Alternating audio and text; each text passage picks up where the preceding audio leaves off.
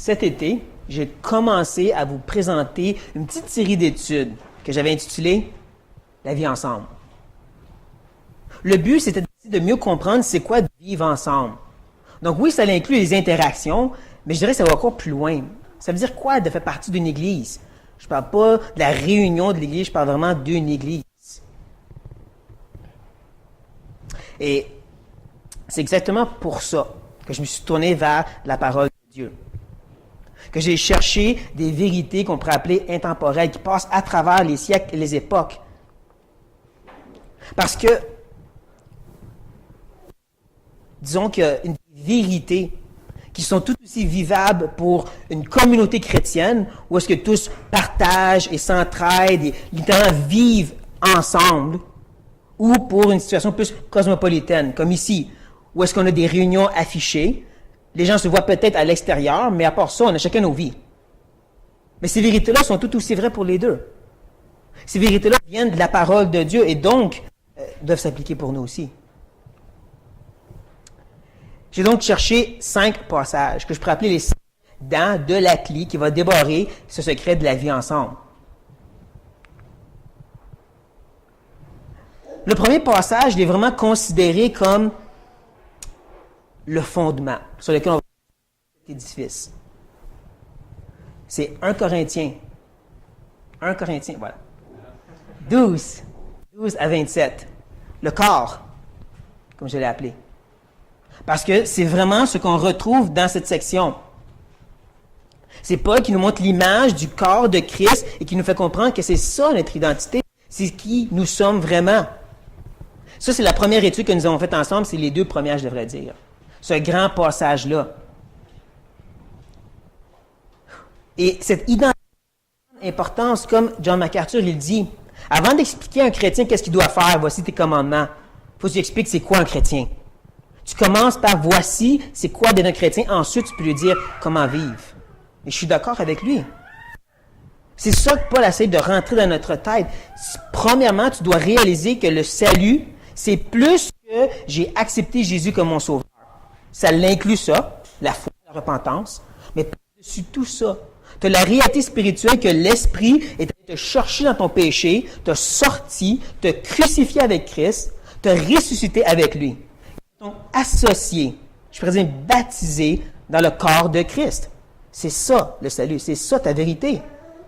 Qui veut dire que tu n'es plus une personne à part entière avec des opinions et des désirs particuliers. Tu fais partie de la corporation. Tu fais partie de l'organisme vivant qu'on appelle le corps universel de Christ. Un peu comme le corps humain. Mon petit doigt, il n'y a pas d'opinion. Mon petit doigt ne va pas faire comme bon lui semble, puis rouspéter. Il va agir comme le cerveau lui dit, et pour le bien du corps.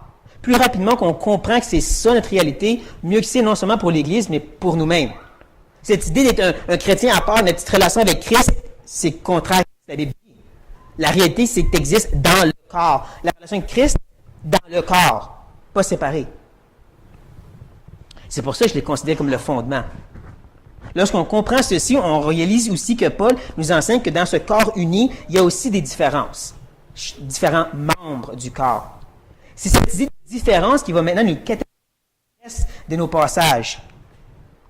Romains 14 jusqu'à 15:3, que je l'ai appelé les différences. Ceci va nous amener ensuite à Galates 6, 1 à 5, qui va être le support, parce que bien sûr, il faut supporter les faibles et les forts. Qui va nous amener un petit peu plus intime. Jacques 5, 13 à 16, la confession. Pour finalement se tourner vers quelques principes de base. Où est-ce que Paul va nous lancer plusieurs énoncés sur agissez comme ça entre vous, pas comme ça. Mais vous avez compris que nous, c'est Romains 14. Donc, s'il vous plaît, si vous pouvez tourner dans Romains, le chapitre 14. Je vous avertis d'avance. On se voit une fois par mois, mais ce passage-là va être vu à travers plusieurs mois, même jusqu'à l'année prochaine. Parce que mon but, c'est pas juste de prendre un gros passage, glisser quelques petites vérités, faire de l'application. Je veux faire ce qu'on a appelé une étude exégétique. On prend un texte, on prend la section, et on voit justement le langage original, la grammaire, la façon que les versets sont mis ensemble et qu'est-ce que l'auteur veut dire. Ensuite, on en fait une application pour nos vies. Je crois que c'est de cette façon qu'on va mieux comprendre c'est quoi la vie ensemble selon les Écritures. Je dirais même que ce serait utile pour nous d'avoir un petit peu d'informations historiques. À Rome, l'Église était constituée de deux groupes en particulier. Tu avais les chrétiens païens, des gens qui venaient du paganisme, de l'idolâtrie, de fêtes débauchées.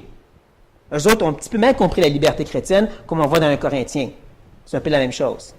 Mais de l'autre bord, tu as des Juifs croyants, qu'eux autres viennent de Moïse. Ils viennent de l'idée que Dieu a donné la loi. C'est ce même Dieu qui a envoyé Jésus, donc on garde la loi. Ils étaient quand même assez fervents pour la loi. Je ne parle pas des judaïsants qui l'imposaient au point de dire « sans la loi, tu ne vas pas être sauvé ». Je parle de Juifs, sérieusement, que tu as besoin pour être favorable devant Dieu. On va même voir que Paul, des fois, il tombe un peu dans ce bateau dans certains domaines. Mais, premièrement, on va lire notre passage, les versets 1 à 6. Faites accueil à celui qui est fait de foi, et ne discutez pas sur les opinions. Tel croit pouvoir manger de tout, tel autre, qui est faible, ne mange que des légumes. Que celui qui mange ne méprise point celui qui ne mange pas, et que celui qui ne mange pas ne juge point celui qui mange, car Dieu l'a accueilli. Qui es-tu, toi, qui juges un serviteur d'autrui? S'il se tient debout ou s'il tombe, cela regarde son maître. Mais il se tiendra debout, car le Seigneur a le pouvoir de l'affermir. Tel fait une distinction entre les jours, tel autre les estime tous égaux. Que chacun ait en son esprit une pleine conviction. Celui qui distingue entre les jours agit ainsi pour le Seigneur. Celui qui mange, c'est pour le Seigneur qu'il mange, car il rend grâce à Dieu. Celui qui ne mange pas, c'est pour le Seigneur qui ne mange pas, et il rend grâce à Dieu.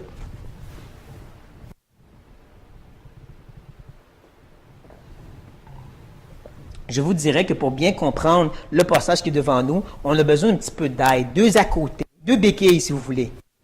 Le premier, c'est justement 1 Corinthiens 8. Donc, gardez vos doigts où vous êtes et venez aussi tourner dans 1 Corinthiens, le chapitre 8. J'ajouterais que si vous avez porté attention aux deux lectures, vous avez vu qu'il y a beaucoup de liens entre ce qui est dit. Parce que c'est le même problème, les libertés chrétiennes et le dommage que ça peut faire. Donc, vous allez voir que non seulement la prochaine fois, on va utiliser ce passage parce que ça complète.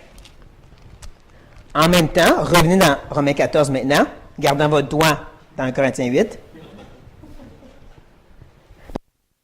Prochaine béquille, c'est prendre le contexte. Pourquoi le contexte? Bien, je vais vous le dire. Au chapitre 14, le verset 1, dans le grec, Paul commence avec un mot de liaison. Moi, je ne l'ai pas, peut-être vous l'avez. Un mot dans le genre maintenant, de plus, mais. C'est comme ça que le chapitre 14 commence. C'est important, comme je n'arrête pas de dire les mercredis soirs, parce que ces mots de liaison nous font reculer vers l'arrière, voir le lien que Paul veut faire et comment il veut s'aller dans une autre direction. Si tu veux savoir la direction qui s'en va, il faut que tu saches d'où il part. Donc, le mais nous fait reculer au chapitre 13 pour mieux comprendre le contexte. Le chapitre 13, comme vous voyez, les 6 premiers versets, c'est notre responsabilité envers les autorités. Ensuite, 7 à 10, c'est envers les autres. 11 à 14, c'est nous-mêmes envers le péché, je peux dire, envers le mal. Je vais vous donner quelques exemples. Verset 12. La nuit est avancée, le jour approche. Dépouillons-nous donc des œuvres des ténèbres et revêtons les armes de la lumière. Verset 14. Mais revêtez-vous du Seigneur Jésus-Christ et n'ayez pas soin de la chair pour en satisfaire les convoitises. C'est tout un speech motivateur de la part de Paul pour dire chassez le mal, courez après le péché, il faut le détruire. Sauf que ça, c'est dangereux quand on parle à des chrétiens. Pourquoi? Parce qu'on a souvent notre opinion de qu'est-ce qui est mal et qu'est-ce qui est péché. C'est dangereux. Je vais donner juste quelques exemples. Et je suis désolé, je plie sur les pieds en disant ça, mais la cigarette, c'est péché. Non, il n'y a pas de verset qui dit ça. L'alcool, c'est péché. Non, il n'y a pas de verset qui dit ça. La musique du monde ne peut pas être utilisée pour adorer Dieu. Il n'y a aucun verset qui dit ça. Ça, c'est juste quelques exemples qui nous montrent comment on prend notre opinion, on l'impose, puis on dit ça, c'est péché. C'est pour ça qu'il n'a pas dit mais. C'est sa façon de dire wow, on se calme, on se rassied une seconde, j'ai quelque chose à vous expliquer avant. Avant de vous chasser le mal, il faut que vous compreniez les différences d'opinion. Ces petites convictions personnelles, ou qu'on ne peut pas appeler ça péché. C'est le reste de Romains en passant. Parce que rendu dans le chapitre 15, il va nous donner ses plans de voyage, puis ensuite, c'est les salutations. Donc, il termine Romains, cette épître de l'Évangile, en parlant du fait qu'il y a des différences d'opinion. C'est important. Mais, verset 1, faites accueil. Voici une belle petite expression grecque qui est composée. Donc, un objet de sanctification. non, c'est plus là.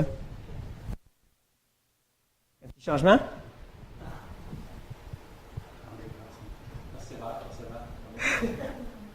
Merci. Ouais, si ça marche. Voilà.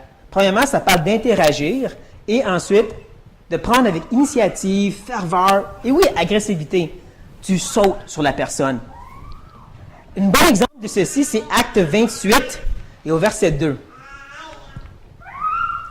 Les barbares nous témoignèrent une bienveillance peu commune.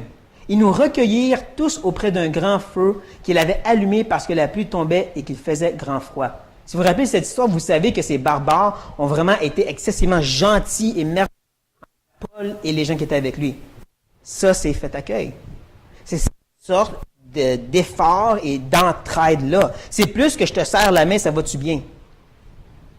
C'est intéressant que certaines des vieilles traductions de d'autres langues, comme ceux qu'on appelle éthiopiennes ou syriennes, eux ont mis « donne tes mains », dans le sens « offre-toi pour l'aider ». En d'autres mots, Paul est en train de dire « saute sur la personne puis fais-lui du bien ». Ça, c'est fait accueil. Et je trouve ça beau parce que j'ai eu le privilège de voir ça en action. Je ne sais pas si vous vous en rappelez, mais lorsque Karine est revenue à l'église, et lorsque j'ai eu le temps de déposer les livres de cantiques, bonne semaine, je tourne de bord, Mimi a sauté sur Karine. Dans le bon sens du terme. Je tourne de bord encore, je regarde, les gens l'ont entouré de partout. Faites accueil, c'est ça. Si vous avez besoin de vous en rappeler, ça ressemble à ça, accueil. Et Paul dit de le faire, celui qui est faible dans la foi. Bon, là, on a un petit problème. C'est quoi exactement un faible dans la foi? Parce que c'est clair que dans Romains, on retrouve deux personnages. Hein, le fort, qui n'est pas vraiment mentionné, mais qui est là, et le faible. C'est quoi exactement? Il y a beaucoup d'idées préconçues face à c'est quoi un faible, c'est quoi un fort. Laissons le texte parler. Premièrement, le mot faible a aussi l'idée d'être malade, sans force.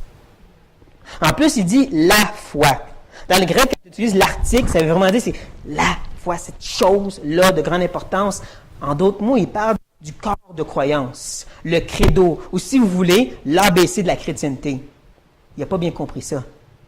Il sait qu'il est sauvé par grâce, mais de pleinement comprendre, ça veut dire quoi la grâce? Il ne l'a pas encore. Il est encore pris à ABC, lui. Il n'a jamais avancé. C'est ça, un faible dans la foi. C'est quelqu'un qui manque un peu d'information ou d'instruction. Quelqu'un qui ne comprend pas pleinement c'est quoi la liberté en Christ. Et c'est important qu'on réalise que c'est ça un faible dans la foi, parce qu'ensuite, quand il commence à nous décrire au verset 2, qui parle de privation, on aurait la tendance à dire, donc, quelqu'un qui se prive, il doit être faible. Non, c'est pas dit. Quelqu'un peut décider, je ne vais pas avoir de télé dans ma maison, je ne vais pas boire l'alcool, parce que je veux plus me centrer sur Dieu. Ce n'est pas une faiblesse, parce que ce n'est pas un manque de connaissance. Est-ce que vous me suivez sur cette faiblesse dans la foi, oui ou non? C'est bon. Donc, maintenant qu'on sait de qui est-ce que Paul parle, et qu'on comprend qu'il parle au fort, c'est le fort qui doit accueillir le faible, et qui ne doit pas discuter des opinions. Bon. Je vais tout de suite vous dire, Paul ne dit pas que c'est mauvais de parler ensemble des opinions, ou de discuter ensemble des opinions, ou des convictions. C'est ça que Paul dit. C'est là qu'on a besoin d'aller voir en grec. Ce que j'ai trouvé intéressant, c'est le mot opinion. Ça parle d'un raisonnement qui se fait de droite à gauche dans ton cerveau, dans ton cœur. Un raisonnement qui est basé sur soi-même, en toi-même donc, et qui cause des préjugés.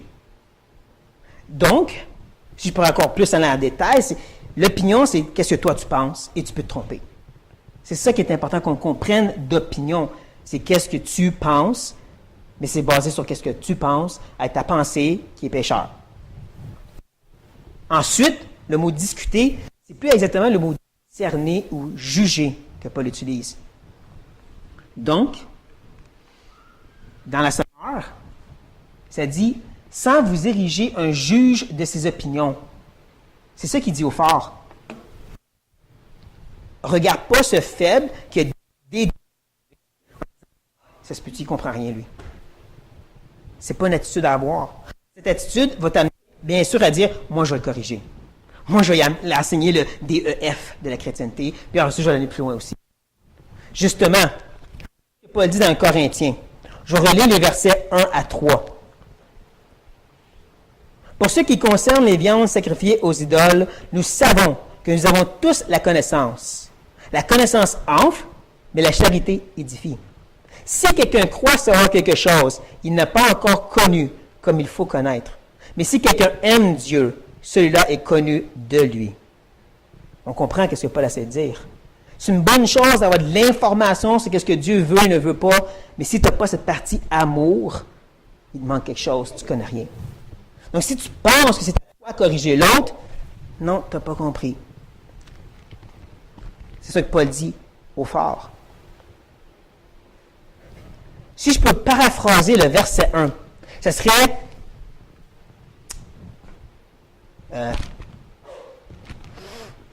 Bon, j'ai oublié. On oublie ça.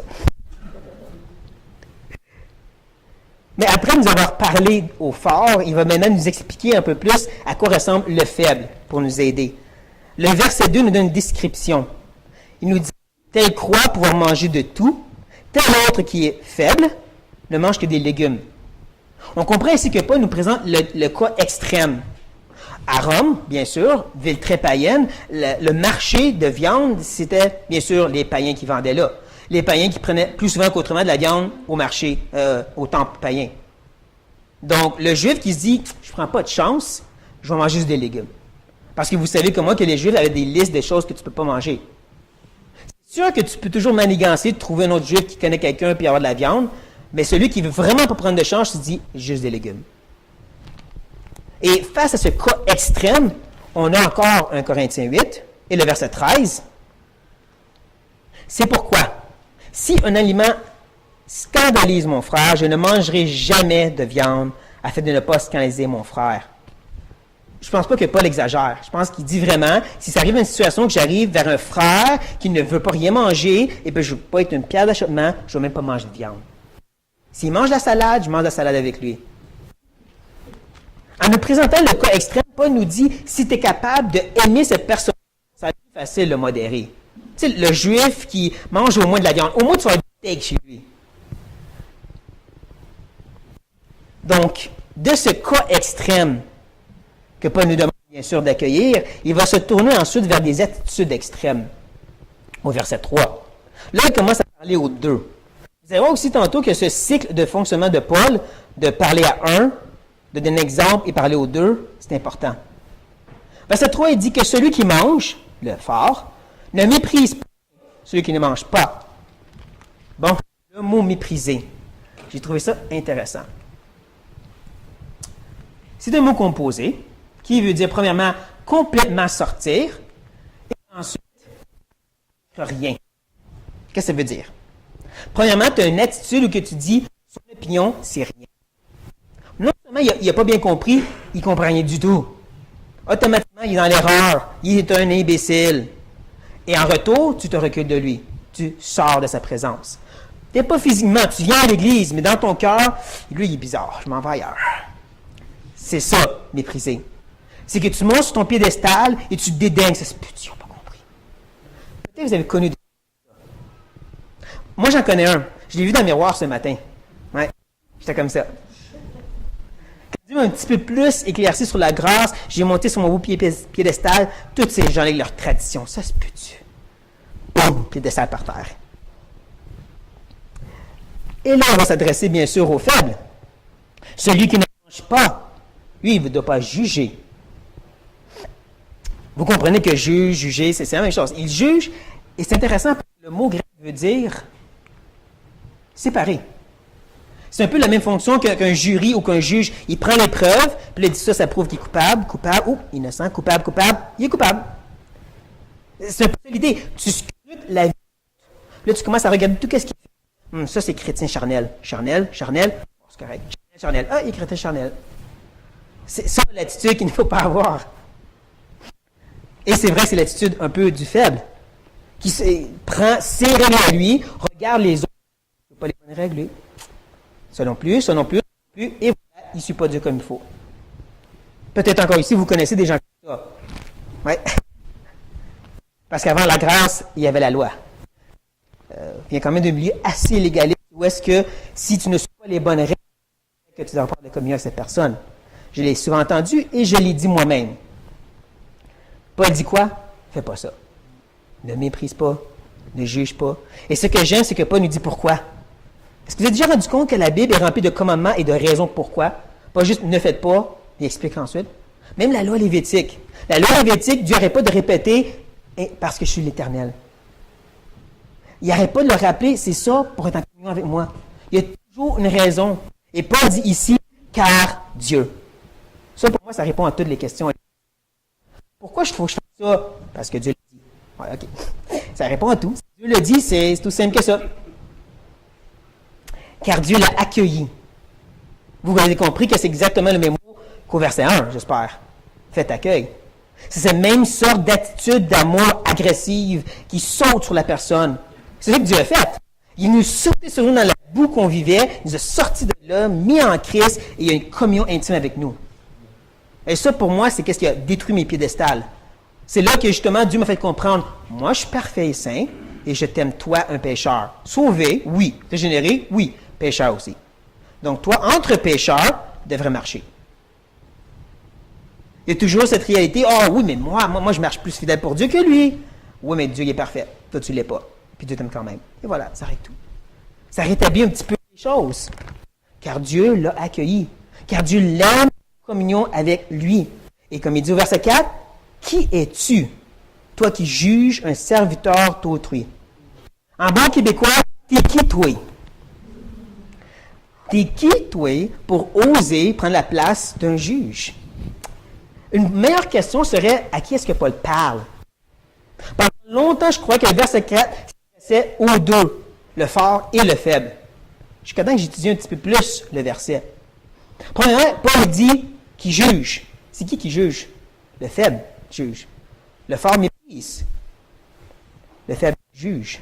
En plus, quand on regarde la façon que ce jugeur il agit au verset 4, il va se tenir debout ou peut-être va tomber. C'est une attitude, justement, d'un faible. S'il fait ça, c'est sûr qu'il va être dans le péché, lui. Ça semble vraiment une attitude d'un faible. Mais ce qui m'a vraiment convaincu, c'est le cycle que je vous mentionnais tantôt. Il donne un exemple du faible, ensuite il parle aux deux. Maintenant, on arrive ici, il parle aux faibles. Ensuite, il donne un exemple, puis ensuite, il parle aux deux, verset 6. Paul répète un cycle. Mais bon, vous n'avez pas besoin d'être d'accord avec moi. C'est ça la beauté de la parole de Dieu. Ce que vous devez comprendre, c'est que moi, je vous présente comme étant le faible. Absolument. Et que Paul lui dit, justement, t'es qui, toi, pour juger ce serviteur? Dès qu'il commence à parler, moi, je vois Paul qui sort tranquillement une grosse aiguille pour péter sa ballonne d'orgueil. Je m'explique. C'est un serviteur d'autrui, qui veut dire d'un étranger, d'un autre. Ensuite, il explique un maître. Finalement, il nous dit, le maître, c'est le Seigneur. Pète ta ballonne. Quand tu juges, tu te mets à la place de Dieu. Tu veux-tu vraiment te mettre à la place de Dieu? Moi, ça pète ma ballonne d'orgueil. Tu te mets à la place de Dieu quand tu juges ton frère. S'il se tient debout, Paul dit, qu'est-ce qu'il veut dire exactement? Deux possibilités. Entre, il parle de fidélité ou d'obéissance, dans le sens, va être fidèle, rester debout, ou tomber. Mais puis, il continue en disant, cela regarde son maître. Mais l'emphase sur le fait que c'est le maître qui semble avoir le contrôle de la situation. Et en plus que le mot a aussi une idée de tomber dans la condamnation, comme la condamnation du maître. Pourrait nous faire penser ici, c'est à Dieu de décider s'il va le garder debout ou il va le laisser tomber face à ses permissions. Surtout que plus qu'on avance, plus qu'on voit que oui, c'est vraiment le maître qui a le contrôle. Justement, il va dire, mais il se tiendra debout. Qui encore, qu'est-ce que ça veut dire? Entre Paul se... Parce qu'il a dit au début, il va peut-être être debout, peut-être tomber. Qu'est-ce que je dis là? C'est sûr qu'il va être debout. Ça fait bizarre un peu que Paul s'auto-corrige. L'autre possibilité, c'est qu'il est en train de corriger le lecteur. Toi, tu penses qu'il pourrait tomber. Moi, je te dis, c'est sûr qu'il va rester debout. Parce que Dieu a le pouvoir de le garder debout. Et en passant, dans le grec, Paul utilise 3 fois le même mot. Répétition de debout, ou si vous voulez, ferme comme un pilier. Et qu'est-ce qui arrive quand Paul se répète? Quelqu'un? C'est important. Les élèves. C'est important parce que Paul, il commence avec « Toi, tu penses, mais tu n'es pas sûr s'il va rester debout. Moi, je te dis qu'il va rester debout parce que c'est Dieu qui le met debout. » Si je peux dire une image un petit peu bizarre, peut-être, mais en ligne avec le marathon de la vie chrétienne et un peu Hébreux 12. Vous savez que c'est important de ne pas avoir trop de fardeau pour nous empêcher de courir la course. Et là, tu vois ce frère arriver avec un gros sac à dos plein de choses. Tu te dis, qu'est-ce que tu fais là? Ça va t'empêcher de courir. Sauf que dans son sac à dos, il y a plein de boissons énergétiques. Là, tu te dis, oui, mais c'est plaisant! Dieu lui donne la force de porter ce sac pour prendre cette boisson pour mieux servir. Comme je dis, l'image est un peu bizarre, mais vous comprenez quand même la logique. Dieu lui donne plus de force à lui qu'à toi. Lui, plus de fardeau, mais il sert plus de cette façon que toi, avec moins de fardeau. Et encore une fois, t'es qui, toi, pour dire non, ça ne marche pas de même?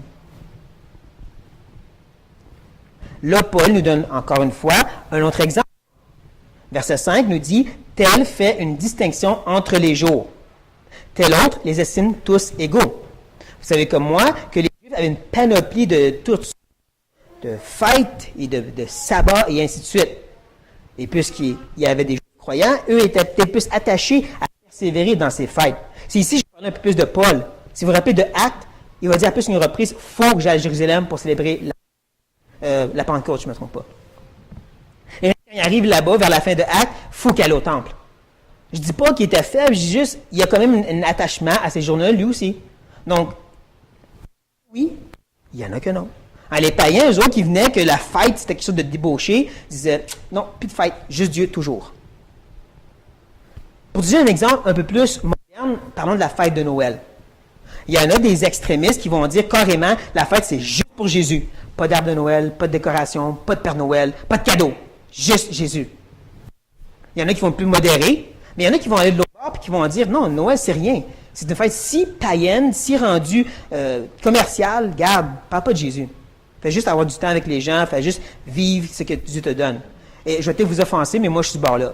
Honnêtement, je ne vois pas le lien de dire « Oh, il faut qu'on parle plus de Jésus cette journée-là », quand tu as tous les jours pour parler de Jésus. Mais qu'est-ce que Paul dit face à ça? Que je n'ai pas raison?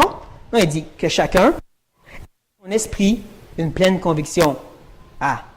Il commence un petit peu plus à gratter la surface puis à nous montrer c'est quoi qui est important. Et je vous dirais que le mot « pleine conviction », c'est un mot en grec, un seul, qui bien sûr parle de pleinement, mais écoutez bien, conviction, dans le sens que tu prends ce que tu crois et tu le vis. C'est ça une conviction. Ou un peu comme M. Esterval, qui lui l'a traduit de cette façon. Que chacun agisse selon qu'il est pleinement persuadé dans son esprit. Parce que c'est ça l'idée. Une conviction, c'est pas juste j'ai une bonne compréhension du raison. C'est non, tu vis selon ce que tu crois. Et je vais juste relire le verset parce que quelque chose. Que chacun ait à son esprit une pleine conviction. Non, désolé, c'est pas ça que ça dit, hein? Si vous avez une version qui dit ça, jetez-la, s'il vous plaît. Ça ne dit pas impose-la aux autres. Une conviction, c'est tu crois, tu vis. Comme on l'a vu tantôt, c'est pas à toi d'aller dire aux autres qui se trompent. Parce que justement, le verset 6. Où est-ce que Paul, aux deux, leur fait comprendre que ce qu'ils font, ces gens-là, le fait pour Dieu. Il y a juste une petite difficulté que je trouve que ça vaut la peine de mentionner, et c'est un petit débat de manuscrits. La majorité des manuscrits, il y a une petite phrase de plus ajoutée au verset 6. Et certains manuscrits minoritaires ne l'ont pas, plus anciens ne l'ont pas. c'est pas un grosse chose, c'est juste que je trouve que ça vaut la peine de le mentionner au moins, à cause que le bout de phrase, il est intéressant. Vous voyez comme moi que la deuxième partie du verset 6, ça parle autant de celui qui ne mange pas que celui qui mange. Les deux sont du verset 6, ça parle juste d'une personne, ceux qui certains jours. Pas de ceux qui estiment tous les jours égaux. On dit qu'il est manquant. Ben c'est là, cette phrase qui est ajoutée. Donc, encore une fois dans l'Estarval, ça dit, celui qui observe les jours, les observe ayant égard au Seigneur. Et celui qui ne les observe pas, ne les observe pas ayant aussi égard au Seigneur. Je ne suis pas là pour dire que lui a raison, puis ça a tort. Non, je vais surtout vous montrer ayant égard. Je trouve ça si beau comme expression. Je me pousse plus loin à dire, c'est pour Christ, c'est pour le Seigneur, c'est parce que je respecte le Seigneur. Parce que je veux glorifier le Seigneur. C'est pour ça que je me prive ou je ne me prive pas. Même le faible qui n'a pas bien compris, il y a une compréhension, un désir de dire, je fais ça pour Dieu. C'est pour ça que c'est pas à toi de reprendre. Je fais ça pour Dieu. Même chose pour la nourriture. Il ne mange pas, c'est pour le Seigneur, et il lui rend grâce. Qui me fait penser un peu à ce que Paul enseigne à Timothée. Mais l'Esprit dit expressément que dans les derniers temps, quelques-uns abandonneront la foi pour s'attacher à des esprits séducteurs et à des doctrines de démons par l'hypocrisie, de faux docteurs portant la marque de la flétrissure dans leur propre conscience, prescrivant de ne pas se marier et de s'abstenir d'aliments que Dieu a créés pour qu'ils soient pris avec action de grâce pour ceux qui sont fidèles et qui ont connu la vérité. Car tout ce que Dieu a créé est bon et rien ne doit être rejeté, pourvu qu'on le prenne avec action de grâce, parce que tout est sanctifié par la parole de Dieu et par la prière. En d'autres mots, ce que Paul dit, c'est que tout ce que Dieu a fait. Maintenant, c'est ta responsabilité, avec la parole, la prière, de savoir qu'est-ce qui est bon pour toi dans ta relation avec Dieu. Vous savez, mais c'est ça, en grande partie, l'idée de l'Ecclésiaste. Dieu te l'a donné, profite-en. C'est ce que M. Piper appelle l'hédoniste chrétien, que je sais c'est un terme que certains n'aiment pas, mais c'est quand même ça que Paul est en train de dire. Dieu te prive pas, Dieu te donne des permissions, Dieu te les enlève, profite-en. Parce que c'est en relation avec Dieu. Ah, bien ça, pas distraire. Et je vous dirais que notre texte qu'on vient juste de voir ensemble contient deux belles colonnes de vérité. La première est vraiment massif. C'est les attitudes. Cette attitude qui ose mépriser, dédaigner, juger, rejeter les gens qui ne pensent pas comme nous. Et je vais aller un peu plus en profondeur. C'est facile de dire, oh, je méprise. Des petites attitudes de dérangement qui sont beaucoup cachées en dessous du tapis. Les chips, tu sais, c'est petit. Les yeux qui roulent en arrière, là.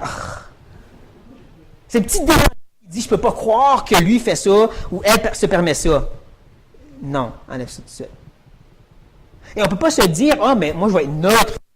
Premièrement, ça n'existe pas d'être neutre. Ton cœur est méchant. Mais deuxièmement, il faut être complètement à l'autre extrême. Fais accueil. Saute dessus pour l'aimer. C'est pas juste de dire, je ne vais pas le déranger, c'est que tu vas l'aider. Tu vas rouler tes manches, puis tu vas aller participer à ce que Dieu fait dans sa vie. Qui m'amène à la deuxième colonne. Elle n'est pas aussi grosse, mais tout aussi importante. C'est celle des opinions. Dans le sens, c'est une opinion que tu as. Tu peux en verset, tu peux en étudier le passage, tu peux aller lire tant que tu veux, c'est ton opinion. Tu es un homme faible, tu es un homme faillible, tu es un homme limité qui essaie de comprendre l'infini. Si tu penses que tu as absolument la vérité et tu as raison, ben tu es orgueilleux et entêté. Et je dis ça étant quelqu'un comme ça aussi. Et je vous dirais même que par-dessus le tout, il y a un toit. Et cette fois-ci, c'est le toit qui porte les colonnes, parce que le toit, c'est Dieu. L'attitude qui se dit, je ne peux pas croire que Dieu guiderait cette personne à faire ça, parce que la Bible dit qu'il n'a pas le droit. C'est orgueilleux. C'est d'aller et se dire, juge à la place de Dieu. Je vais vous donner quelques exemples dans la Bible de ce que Dieu ne fait pas, mais qu'il fait quand même. Dieu a dit à David, je te donne tes femmes. Pas je t'ai permis d'avoir des femmes, pas ça ne me tentait pas vraiment, mais je l'ai fait. Je t'ai donné dans ton sein pour que tu puisses les apprécier. Pourtant, Dieu a dit une seule femme. Dieu a envoyé un esprit de mensonge des prophètes pour que le peuple aille mourir. Le meurtre et le mensonge, c'est contre la parole de Dieu. Il peut dire, qu'est-ce que vous voulez pour se l'expliquer? Dieu a fait ça. Encore mieux, Samson est allé vers une femme des Philistins pour la marier. Je ne sais pas si vous savez, mais la loi dit que tu n'as pas le droit de faire ça quand tu es un juif. Dans Juge 14:4, ça dit clairement, Dieu voulait cela. Dieu l'a envoyé pour faire ça. Cela venait de Dieu, pour être plus littéral. Dieu a guidé Samson à faire quelque chose qui est contraire à sa parole. C'est comme Jean Calvin a dit. Bien souvent, Dieu commande des choses qui sont contraires à ses commandements. Il nous surprend par cette idée qui va des fois à l'encontre de sa propre volonté révélée. Et on est qui pour dire, ben non, Dieu ne fait pas ça. Je comprends parce que notre désir, c'est d'honorer Dieu, son honneur. Mais moi, je dirais comme Martin Luther, je le protège de la même façon que je protège un lion. Ouvre la cage, laisse-les faire. Sauf qu'on a trop la tendance à vouloir le porte-parole de Dieu. Moi, je vais le dire aux autres comment ça ne marche pas. Le problème, c'est qu'on a la misère avec cette idée que c'est je peux dire, des sujets de moindre importance. Ou même ceux qui sont d'importance assez grande. Tu sais, c'est la vérité, ça fait partie des choses d'importance, mais ce n'est pas les gros panneaux publicitaires de vérité. C'est ce que je dis par les gros panneaux publicitaires? Jésus, c'est le Fils de Dieu, indéniable. Ça, c'est pas discutable. Dieu est trinitaire, tu ne peux pas discuter de ça. Le salut, c'est par la foi seule en Christ. La foi que Christ donne vient avec des œuvres, dans le sens que tu vas changer. Maintenant, la façon que tu vas changer, ça redescend à l'autre niveau. Là, c'est plus discutable. Et des fois, il y a des gens qui essaient de monter ça en haut et de dire, non, ça va changer comme ça. Non, descends ça en bas. Et il y a beaucoup de sujets qu'on devrait plus descendre en bas et dire, regarde, c'est discutable. On peut se mettre dans un petit coin, bouder, et dire, moi, j'ai la vérité. Ou tu peux rouler tes manches, puis aller participer à l'œuvre que Dieu te permet de faire. Ça va faire maintenant 20 ans que je connais le Seigneur, ou je devrais dire, il me connaît. Pendant 10 ans, j'ai passé à juste lire la Bible. Pas de commentaires, pas de livres chrétiens, juste la Bible. Et bien, on peut vous dire, je dévore les livres. J'ai dévoré la parole de Dieu. Je me suis encaissé des pépites d'or par-dessus pépites d'or. Il m'a montré plein de choses pendant ces 10 ans. J'ai passé les autres 10 années, donc maintenant, à l'étudier la parole, décortiquer, aller voir le grec, aller comprendre l'histoire. Et vous savez, la chose que j'ai appris? Étonné. Je ne connais rien. Dieu est trop grand pour être connu et compris et délimité dans une petite boîte. C'est ça que Dieu m'a fait comprendre.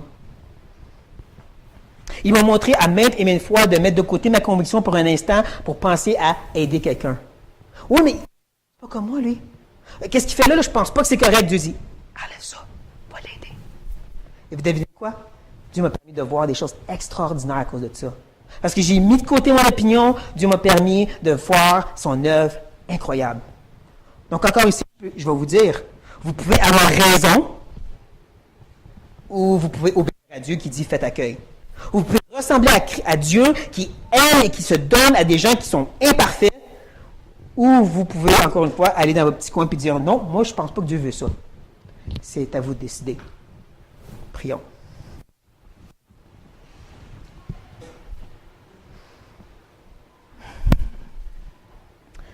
Merci pour ta patience envers nous, grand Dieu. Merci pour ta patience quand tu nous enseignes et qu'avec feu et ferveur, on s'attaque à tout le monde et on se tape dessus à coups de Bible. Merci pour ta patience envers nous de vouloir nous reprendre, nous dire non, c'est pas ça que je voulais. Merci pour ta patience qui revient encore et encore nous enseigner plus clairement.